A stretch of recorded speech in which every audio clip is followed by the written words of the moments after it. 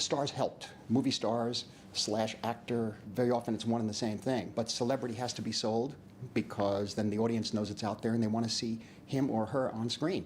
So if you could find a filmmaker who could combine interests and passions with one or two actors that the audience likes to see, then you can get financing for the picture. Robert De Niro, and Dustin Hoffman, Al Pacino, Robert Redford, Barbra Streisand. These are people, once they sign on to make a picture, the picture's pretty much getting made. And so you could probably get a lot of questionable material, let's say commercially questionable material, made with the power of the film star, actor.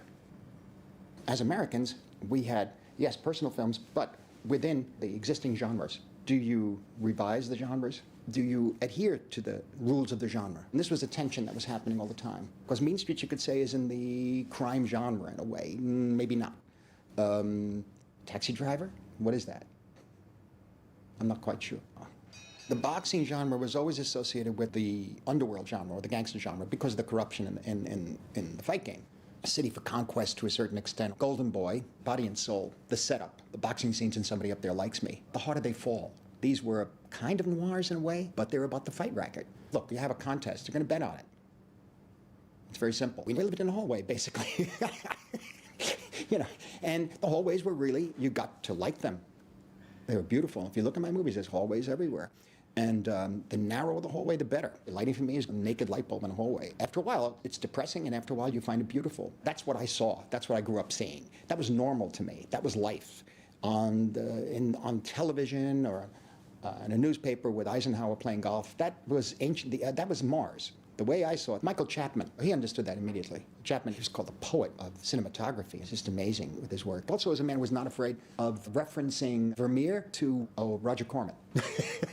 Roger Corman, Anthony Mann, John Ford, Renaissance, and Godard. He understood. And so we could take these references and move and shuffle and shift and come up with our own look. And that's Taxi Driver and to a certain extent Last Waltz, because he was the main cinematographer there. And of course on Raging Bull, which was the first time he shot black and white.